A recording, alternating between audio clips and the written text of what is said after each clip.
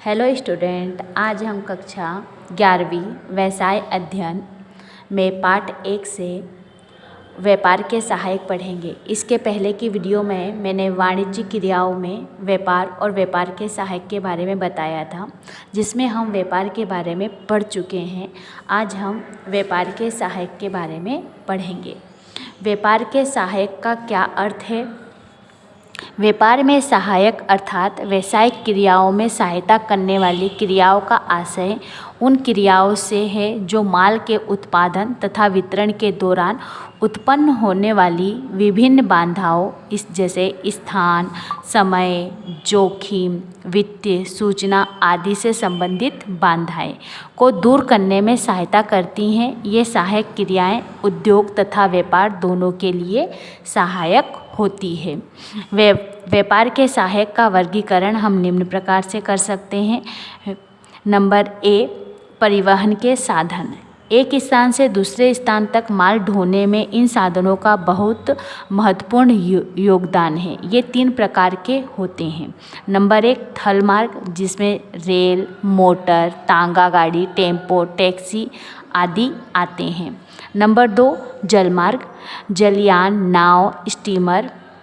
Number 3 है वायुमार्ग, वायुयान, Boeing, jumbo jet इत्यादि व्यापारी को लाने, ले जाने, भेजने आदि में सहायक होते हैं। इसी में नंबर 2 है संचार के साधन। व्यापारिक कार्यों को संपन्न करने के लिए डाक, तार, टेलीफोन, रेडियो, टेलीविज़न आदि द्वारा देश विदेश के व्यापारियों से संपर्क स्थापित कर व्यापारिक कार्यों को संपन्न किया जा सकता है। ये व्यापारिक क्रियाओं को गति प्रदान करते हैं। नंबर 3 पॉइंट है वित्तीय संस्थाएं। व्यापार करने के लिए पूंजी की आवश्यकता हमेशा बनी रहती है। व्यापारिक बैंक, औद्योगिक बैंक, विनियोग प्रन्यास, वित्तीय निगम आदि व्यापारिक कार्यों के लिए पूंजी प्रदान करते हैं। जनता की बचतों को व्यापारिक कार्यों के लिए ब्याज देकर आकर्षित करते हैं। नंबर 4 पॉइंट है बीमा। व्यापार जोखिम से भरा होता है। व्यापार में जीवन एवं माल की जोखिम हमेशा बनी रहती है। अग्नि द्वारा या सामुद्रिक संकट द्वारा हानि होने का डर व्यापारी को सदैव बना रहता है। इस कारण व्यापार की इन जोखिमों को कम करने एवं सुरक्षा प्रदान करने में बीमा कंपनियों का कार्य महत्वपूर्ण है। नंबर 5 है विपणन। उत्पादित वस्तुओं को अच्छी कीमत पर बेचने के लिए विपणन संस्थाओं के कार्य महत्वपूर्ण हैं। ये क्रेता या विक्रेता दोनों के कार्य में सहायता प्रदान करती है। उपज विपणी माल के बेचने, स्कंद विपणी अंशों को बेचकर उद्योग धंधों को पूंजी जुटाने का कार्य करती है। विज्ञापन उपभोक्ता को माल की जानकारी देने में महत्वपूर्ण योगदान प्रदान करता है। माल व्यापार में माल को संग्रह करके रखने तथा समय आने पर ऊंची कीमत पर बेचने में संग्रहालय या गोदाम व्यापारिक कार्यों को गति प्रदान करते रहते हैं। नंबर 6 में हम अन्य कार्यों को शामिल कर सकते हैं। व्यापार के अन्य सहायक साधनों में कुछ सेवा संबंधी कार्य करने वाली संस्थाओं का भी समावेश किया जाता है। मनोरंजन गृहों में जाकर व्यापारी मनोरंजन की सेवाएं खरीदता है। इस प्रकार होटल, जलपान गृह आदि सेवा संबंधी कार्य करते हैं। व्यापार की कई विशिष्ट समस्याओं पर परामर्श देने के लिए आयकर, विक्रेकर, सलाहकार, अंकेक्षक, लागत लेखापाल, वकील आदि की सेवाएं प्राप्त की जा सकती हैं। आगे हम वाणिज्य का महत्व पढ़ेंगे। किसी भी देश की आर्थिक प्रगति में वाणिज्य की महत्वपूर्ण भूमिका होती है। वाणिज्य समृद्धि का प्रतीक है। वाणिज्य ने ही वैश्वीकरण, श्रम विभाजन तथा आधुनिकीकरण का मार्ग प्रशस्त किया है। वाणिज्य की प्रगति और देश की प्रगति दोनों पर्यायवाची बन गए हैं। निम्नांकित तथ्यों से भारत में वाणिज्य का महत्व स्पष्ट होता है। नंबर 1 पॉइंट है सभ्यता के विकास का प्रतीक। वाणिज्य सभ्यता के विकास का प्रतीक बन गया है।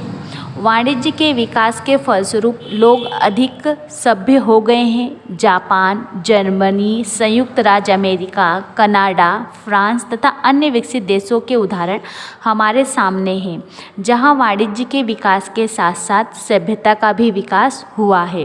वाणिज्य का विकास लोगों की आर्थिक स्थिति को उन्नत करता है, उनका जीवन स्तर ऊंचा होता है। नंबर 2 पॉइंट है नियोजित विकास। राष्ट्र के नियोजित विकास में वाणिज्य का प्रमुख योगदान होता है। नंबर 3 पॉइंट है लागत में कमी एवं गुणवत्ता में सुधार। दक्ष एवं सुसंगठित वाणिज्य से उत्पन्न माल की लागत घटती है तथा गुणवत्ता में सुधार होता है। इससे उपभोक्ता को लाभ होता है। नंबर 4 पॉइंट है सामाजिक संतुष्टि। माल के उपयुक्त वितरण, परिवहन सेवाओं के विकास, बैंकिंग तथा बीमा सुविधाओं के विस्तार के फलस्वरूप प्रति इकाई उत्पादन लागत घट जाती है, जिससे सामाजिक संतुष्टि प्राप्त होती है। नंबर 5 पॉइंट है औद्योगिक शांति। व्यापार तथा उद्योग के कुशल प्रबंधन एवं प्रशासन कर्मचारियों के पारिश्रमिक में वृद्धि होती है। उन्हें अधिक सुख सुविधाएं प्रदान की जाती है। उनके कार्य की दशाओं में सुधार होता है। इन सब के फलस्वरूप हड़ताल एवं तालाबंदी के अवसर न्यूनतम हो जाते हैं तथा औद्योगिक शांति का लक्ष्य प्राप्त हो जाता है। नंबर 6 पॉइंट है दक्ष प्रबंधकों की प्राप्ति। वाणिज्य का विकास दक्ष प्रबंधकों को तैयार करने में सहायक सिद्ध होता है। दक्ष प्रबंधकों का व्यवसाय के विस्तार को अंतर्राष्ट्रीय स्तर तक पहुंचाने में महत्वपूर्ण योगदान होता है। नंबर 7 पॉइंट है उपलब्ध संसाधनों का श्रेष्ठतम उपयोग। वाणिज्य के विकास से ही देश में उपलब्ध संसाधनों का श्रेष्ठतम उपयोग संभव होता है, जो कि विकास एकमात्र सूत्र है। नंबर 8 पॉइंट है स्वस्थ प्रतिस्पर्धा। वाणिज्य का विकास स्वस्थ प्रतिस्पर्धा का जनक माना जाता है। विभिन्न उद्योगों एवं व्यवसायों के बीच स्वस्थ प्रतिस्पर्धा विकसित होने से राष्ट्र तथा उपभोक्ता वर्ग दोनों ही लाभान्वित होते हैं। नंबर 9 पॉइंट है शोध, अनुसंधान एवं नवप्रवर्तन। वाणिज्य के समुचित विकास से देश में शोध, अनुसंधान एवं नवप्रवर्तन को प्रोत्साहन मिलता है। नंबर 10 पॉइंट है अंतर्राष्ट्रीय ख्याति। यदि किसी राष्ट्र में व्यापार एवं उद्योग का पर्याप्त विकास होता है तो उनकी ख्याति अंतर्राष्ट्रीय स्तर पर बढ़ जाती है। अंतर्राष्ट्रीय सहयोग एवं विश्व बंधुत्व की भावना को प्रोत्साहन मिलता है। नंबर 11 पॉइंट है आर्थिक समस्याओं का समाधान। वाणिज्य के विकास से अनेक आर्थिक समस्याओं के समाधान में भी सहायता मिलती है, जैसे गरीबी, बेरोजगारी, आर्थिक विषमता, कृषि का विकास, पर्यावरण का विकास, प्रति व्यक्ति एवं राष्ट्रीय आय में वृद्धि। अन्य लाभ, नंबर 12 पॉइंट में अन्य लाभ लिख सकते हैं हम। वाणिज्य के विकास से निम्नलिखित अतिरिक्त लाभ भी होते हैं। नंबर ए है इसमें बड़े पैमाने पर उत्पादन तथा औद्योगिकरण की संभावना रहती है, जिससे उपभोक्ताओं को उचित कीमत पर वस्तुओं एवं सेवाओं की उपलब्धि संभव होती है। बी पॉइंट है विस्तीकरण को बढ़ावा मिलता है, जिससे निर्यात संवर्धन सुनिश्चित होता है। नंबर सी पॉइंट है वाणिज्य का विकास प्राकृतिक संसाधनों के श्रेष्ठतम उपयोग को संभव बनाता है। नंबर डी पॉइंट है विदेशी व्यापार में वृद्धि होती है, जो बहुमूल्य विदेशी मुद्रा अर्जित करने में सहायक होती है। नंबर ई पॉइंट है उच्च गुणवत्ता का माल कम लागत पर निर्माण होने से लोगों के जीवन स्तर में उन्नति होती है। नंबर एफ पॉइंट है देश की सर्वांगीण उन्नति में वाणिज्य का विकास सहायक होता है। नंबर जी पॉइंट है अति आवश्यक माल का विदेशों से आयात करके उपभोक्ताओं को उपलब्ध कराया जा सकता है। नंबर एच पॉइंट है रोजगार के अवसरों में वृद्धि होती है, जिससे गरीबी की समस्या दूर करने में मदद मिलती है।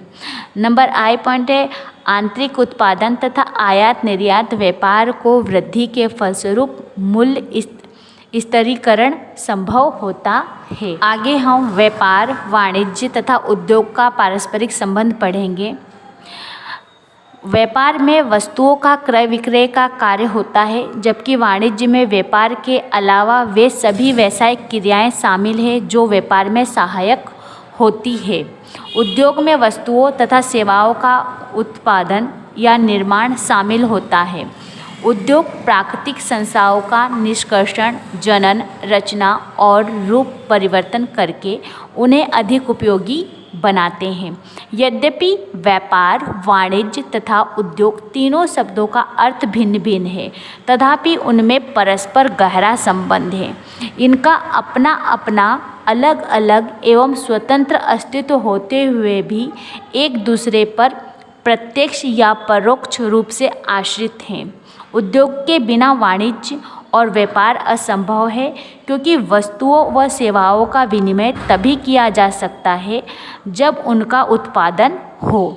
इसलिए ऐसा कहा जाता है कि जिस देश के उद्योग अधिक उन्नत होते हैं वहाँ व्यापार और वाणिज्य का भी विस्तार होता है। दूसरी ओर व्यापार तथा वाणिज्य के अभाव में उद्योग निरर्थक हैं।